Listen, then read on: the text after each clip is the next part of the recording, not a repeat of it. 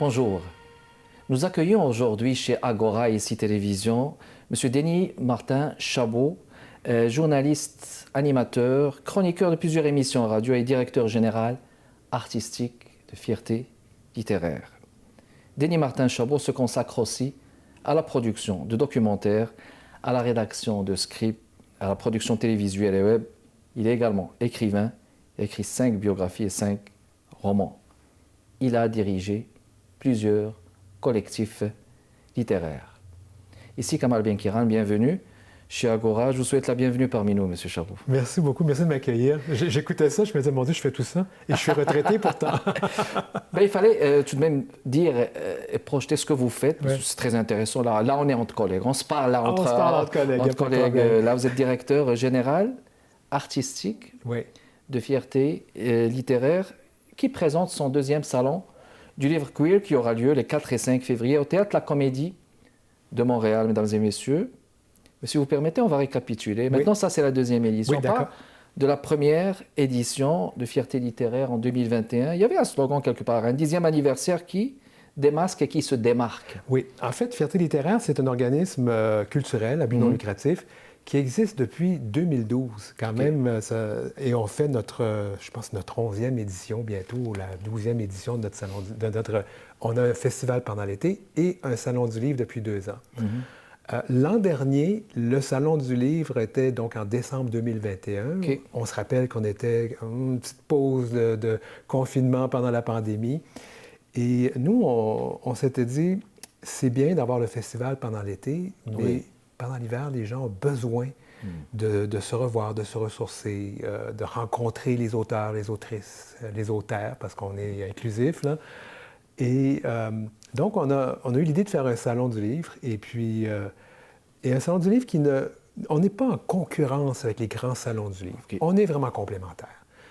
Parce que pour beaucoup d'auteurs des communautés de LGBTQIA+, ou queer, ce sont des gens qui, ils ne sont pas très nombreux, ils se retrouvent dans les salons du livre, c'est noyé dans tout.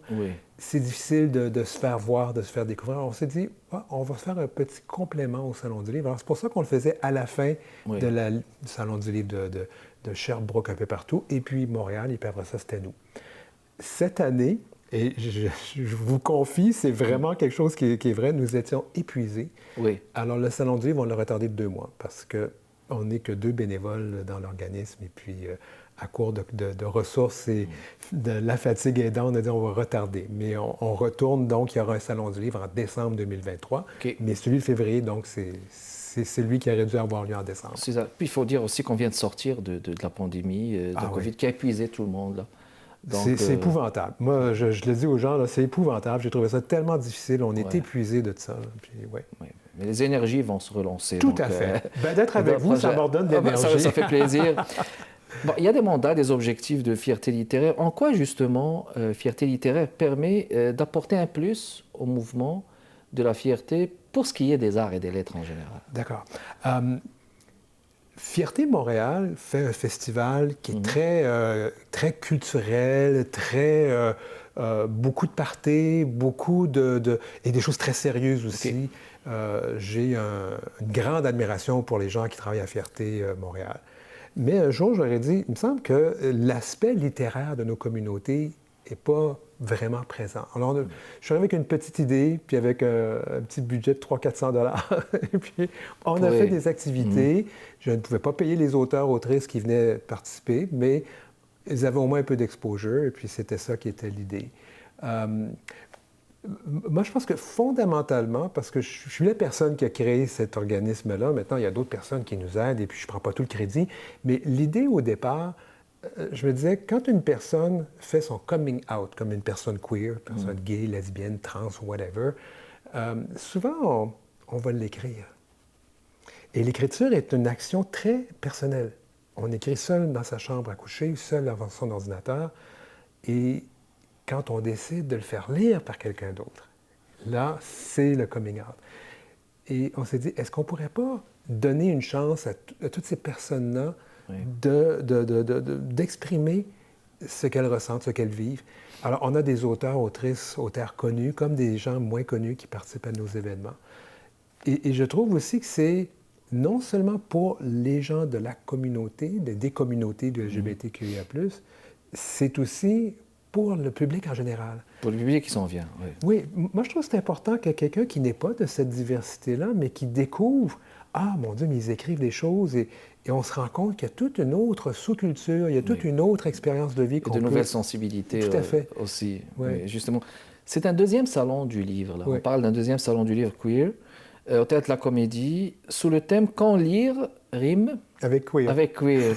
Ben, ça rime justement. Ben oui. Lire avec queer, bon, il y a une rime riche aussi, faut-il dire au titre. Quelle est l'originalité apportée justement à travers ce titre et à cette deuxième édition? Alors, cette deuxième édition, on est vraiment dans des domaines de la littérature que nous n'avions pas explorés beaucoup par le passé. Okay. Alors, quand lire rime avec queer, ça nous permet d'aller dans l'imaginaire. Alors, on fait vraiment une incursion dans l'imaginaire, c'est-à-dire la science-fiction, le roman policier, les romans d'anticipation, les romans graphiques, la bande dessinée. Cette année, on met vraiment l'accent là-dessus. Et d'ailleurs, c'est une des raisons pourquoi Dimani Mathieu-Cassando est une de nos coprésidences d'honneur, parce que cette personne-là fait de l'art narratif, elle fait de l'art narratif aussi, elle dessine. Elle dessine aussi. Alors, c'est un peu pour ça qu'on lui a demandé de participer à ça, à cette édition, parce qu'on se rend compte qu'il n'y a pas seulement là, que les romans d'amour, les romans contemporains, il y a d'autres formes littéraires que les personnes des communautés utilisent. Le roman pour enfants ou les textes pour enfants, Jonathan Bécotte, qui est notre autre co-présidence, lui, il écrit des romans plus destinés aux jeunes. Alors, c'est aussi important pour nous parce qu'on a décidé que les 2 premières heures du samedi et du dimanche, de 10h à midi, c'est consacré au public jeune. À ça. Oui. On est vraiment allé plus loin que ce qu'on a fait par le passé en allant dans des zones littéraires que nous n'avions pas explorées dans le passé. Qui n'étaient pas explorées avant. Excellent. Une pause et on revient dans les prochaines minutes, mesdames et messieurs. Mon invité d'aujourd'hui, Denis Martin Chabot, directeur de Fierté littéraire. On va parler dans les prochaines minutes. Après cette pause, on va parler de la programmation. Vous allez voir, c'est intéressant, c'est très riche. On vous revient tout de suite. Restez avec nous.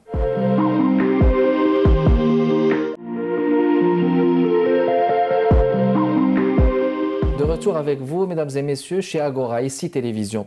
Denis Martin Chabot, c'est mon invité d'aujourd'hui. On parle d'un deuxième salon de Fierté littéraire qui va se dérouler le 4-5 février au Théâtre de la Comédie de Montréal, avec une programmation riche. Vous allez voir, là j'ai devant moi le communiqué, M. Chabot. On parle d'univers fantastique, pardon. Vous avez parlé de ça tout à l'heure. Une discussion sur l'univers fantastique, la science-fiction, ainsi que sur les livres graphiques, des thèmes jamais abordés dans vos activités, avec les heures du conte, avec Jessie Précieuse et l'autre, Rêver Métal et Rock Bière, des entrevues avec les 2 coprésidentes d'honneur, des lectures publiques. Bon, tout ça c'est intéressant. Mais est-ce qu'avant, c'était la même programmation? Oui. En fait, le premier Salon du livre, comment on organise ça un peu, c'est que c'est une très grande salle, la Comédie de Montréal. Donc, dans la salle du public, on enlève les fauteuils, qui sont tous amovibles, et puis on met des tables. Et là, il y a des auteurs, autrices, auteurs qui s'inscrivent et qui viennent présenter leurs livres. Alors ça, c'est les séances de dédicace, et les gens s'inscrivent pour une journée. Alors, ils peuvent venir plus tard s'ils le désirent, mais nous, on fait ça la journée. On perçoit vraiment un montant minime parce que l'idée, on sait que les gens qui font de la littérature ne gagnent pas beaucoup d'argent. Alors, nous, on se dit, on demande aux gens de payer, en fait, le frais, c'est 20 et ça leur donne une inscription pour l'année à Fierté littéraire. Exact. Et ceux qui sont déjà membres, peuvent donc prendre une journée gratuitement. Puis si elles veulent la deuxième journée, payent un deuxième 20 Et si... Ça, c'est un peu technique, mais donc, c'est vraiment pour donner une chance. On a à peu près, je pense qu'on a une trentaine d'auteurs, autrices là, qui sont déjà inscrites. Et ça, c'est la partie, donc, grand public. Les gens viennent, oui. Ouais. Maintenant, on peut acheter des livres, les faire dédicacer. Maintenant, il y a aussi des événements sur la scène.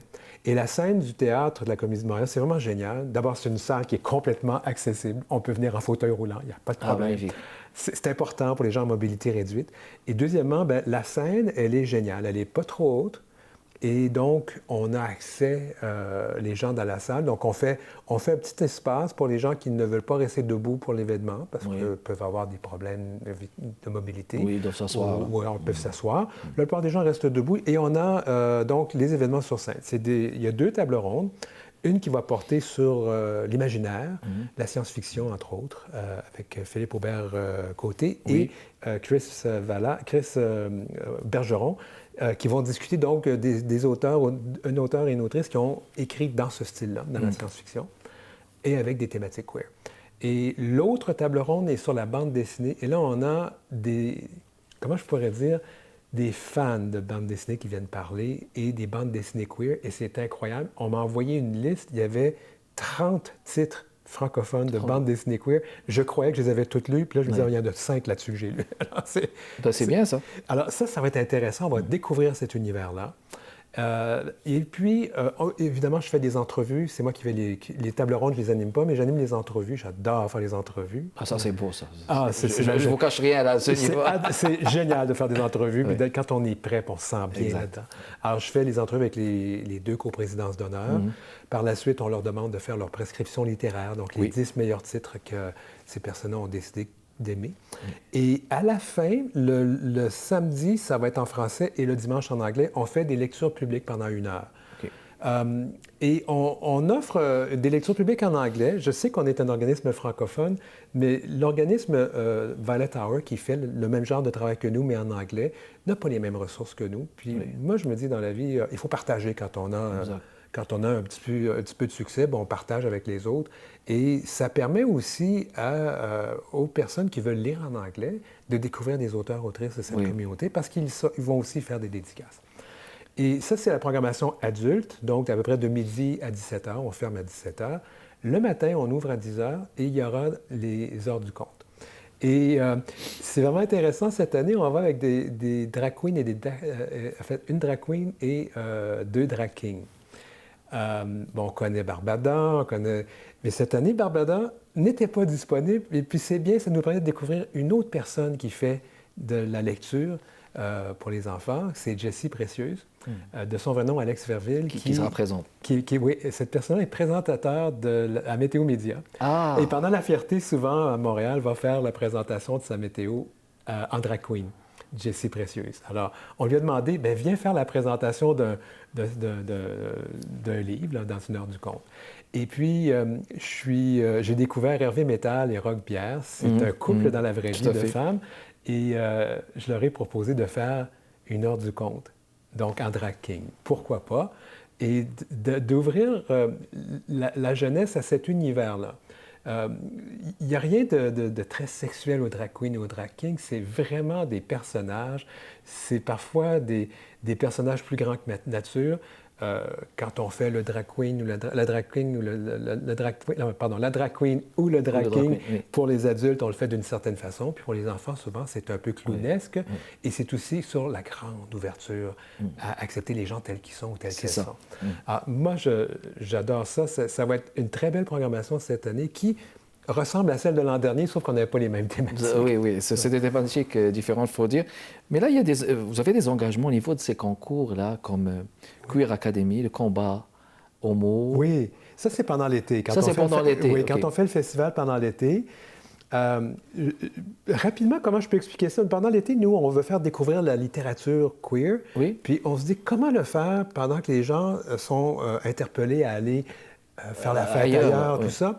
Alors nous, on a trouvé des façons un peu ludiques de faire les choses. Donc, Queer Academy, c'est pratiquement un peu comme La Voix et Star Academy. Oui. On fait ça à peu près aux 2 ans.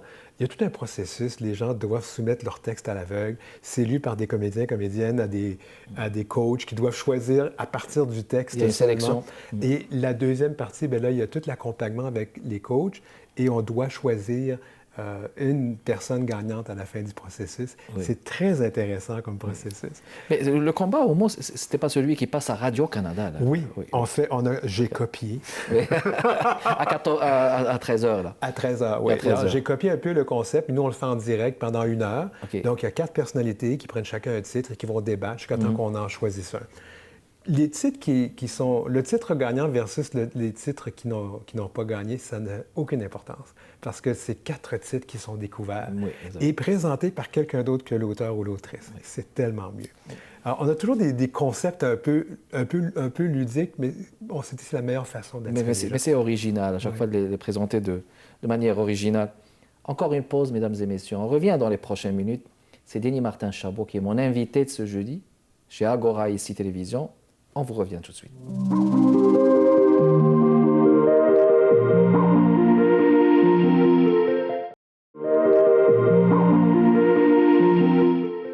De retour avec vous, mesdames et messieurs, pour continuer notre discussion avec M. Denis Martin Chabot, directeur de Fierté littéraire. Mais avant ça, j'aimerais vous inviter à regarder cet extrait de la première édition pour avoir une idée. Puis je vous reviens.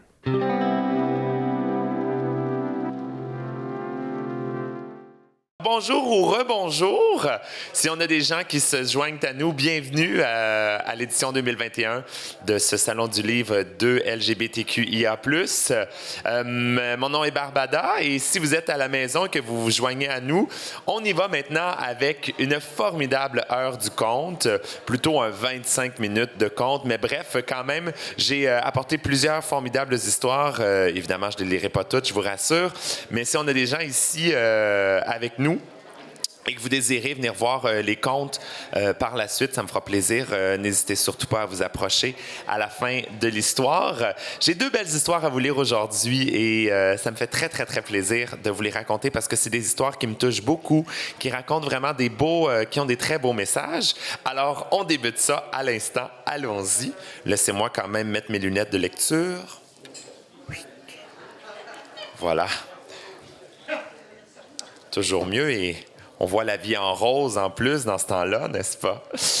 La première histoire que je vous lis aujourd'hui, c'est une superbe histoire qui a été écrite par André Poulain et Marie Lafrance et ça s'intitule « 2 garçons et un secret ». Allons-y.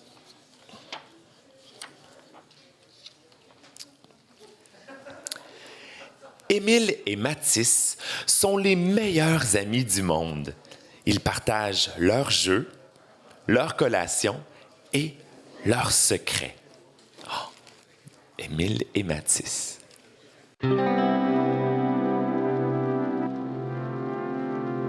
Alors, de retour avec vous, mesdames et messieurs. Bon, alors écoutez, j'ai devant moi ces livres-là.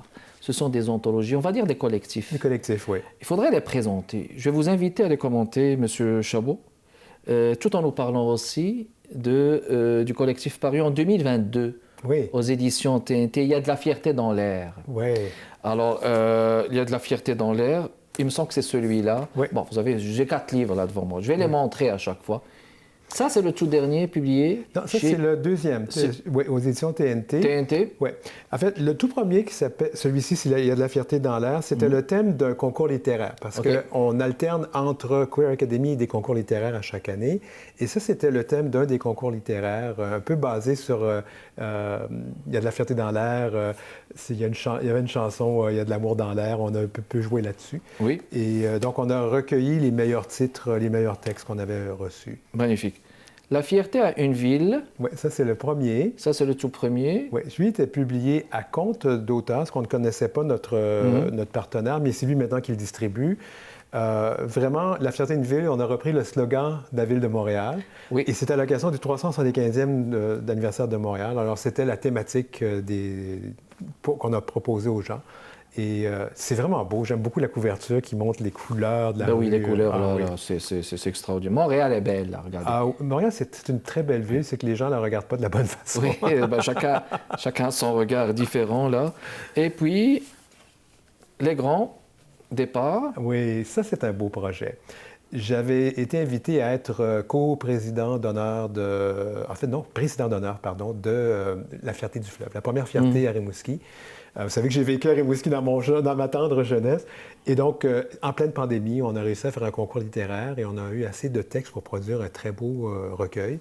Et malheureusement, Fierté du Fleuve n'a pas eu son édition cette année, pour les mêmes raisons que nous, on a dû retarder un peu nos activités cette année, parce que les gens, je le répète, les gens ont vécu la pandémie, ils sont épuisés, ça fait qu'ils vont se reprendre en 2023. Ils sont très fatigués. Les éditions TNT, toujours. Hein. Oui. TNT, c'est une maison d'édition agréée, mais qui est aussi une entreprise d'économie sociale. Oui. Ce que j'aime beaucoup, les profits sont réinvestis. La maison d'édition va uniquement se payer ses frais et tout le reste, il nous le redonne. Oui. On ne fait pas beaucoup d'argent avec des collectifs. En fait, le collectif, pour moi, c'est plus une carte de visite qu'on donne aux auteurs, autrices. Mais ça regroupe aussi les auteurs. Puis ça valorise les gens. D'être publié, ça valorise les gens aussi. Oui, exactement. Ça valorise Puis elle est belle, la couverture, la qualité du papier. Ouais. C'est pas rien, hein? C'est beaucoup de travail, hein, parce que c'est moi qui fais la direction littéraire. Oui. Puis des fois, je regarde quand c'est publié, je dis « Ah, j'aurais peut-être dû corriger ça, finalement. » Les mots qui libèrent, mesdames et messieurs. Combattre le silence, un mot à la fois, direction littéraire. Denis Martin Chabot, toujours, édition. Alors, celui-ci, c'est un projet spécial qui a été entièrement financé par le programme de lutte à l'homophobie et la transphobie du ministère de la Justice du Québec. Et donc, on a pris une thématique sur la violence dans les relations intimes ou amoureuses entre personnes de même sexe. Des thématiques qui sont très difficiles, mais vraiment, quand j'ai reçu les textes, j'ai été ébloui parce que c'était pas si négatif. Oui, c'est négatif, la violence, mais on voyait que les gens ont mis une belle touche d'espoir. Oui. C'est un très beau recueil. Je suis très fier de ça. Plein de couleurs qu'on voyait, mesdames et messieurs. C'est très beau. Les mots qui libèrent, combattre le silence, un mot. Alors, je vais le montrer une dernière fois. Là. On peut procurer tous ces livres-là en librairie. En librairie, bien sûr, disponible dans toutes les librairies. Parfois, il faut les commander, mais ça va. Oui, exactement. Bon, il y a une question inévitable. Là. Qu'est-ce qui a été fait jusqu'à date avec Fierté littéraire ou le salon du livre de Fierté littéraire? Qu'est-ce qui reste encore à être fait? Pour la prochaine édition? Oui. Ah, mon Dieu, beaucoup. On va ouvrir les portes, puis parce que moi, je vais me ronger les ongles jusqu'à temps que je vois les gens arriver. L'an dernier a été un grand succès. Je ne m'y attendais pas en pleine pandémie. Les gens sont venus, ils portaient le masque pour pouvoir participer à nos événements. Oui. On avait en moyenne 500 personnes par jour qui se présentaient. Qui se présentaient. Et même par moment, on dit la santé publique va peut-être pas aimer tant de monde. On devait demander à des gens d'attendre avant d'entrer. C'est un peu pour ça, d'ailleurs, qu'on diffuse nos événements, parce qu'on sait qu'il y a des gens qui ne peuvent pas se déplacer, mobilité réduite, qui sont peut-être pas sortis du placard comme personnes queer. Alors, des fois, c'est plus sécuritaire de regarder chez soi. Alors, ce qui reste à faire, c'est le fait de tout gérer maintenant, ce qu'on a annoncé pour que ça fonctionne. Mais je sais que ça va fonctionner. J'ai tellement confiance en mes bénévoles et en mon équipe. La pensée positive. Vous savez, dans la vie, il n'y a pas de problème. Il y a des occasions de trouver des solutions. Quand on part avec ça, ça fonctionne habituellement. Eh bien voilà, on va dire c'est le mot de la fin. Là. Vous savez, ça passe vite, là, les 23 minutes. C'était un plaisir de vous avoir reçu. Un plaisir partagé. Monsieur Denis Martin Chabot, qui a été notre invité d'aujourd'hui, mesdames et messieurs, chez Agora, à ICI Télévision. Merci d'avoir répondu à notre invitation. Merci de votre continuel intérêt. Mesdames et messieurs, Kamal Benkiran avec vous chez Agora. Prochain invité, jeudi prochain à 15h30. Avec 5 jours de diffusion. Il ne faut pas l'oublier. Jeudi, 15h30, puis après vous avez samedi, dimanche, lundi et mercredi de rediffusion. Je vous souhaite une belle journée. Au revoir.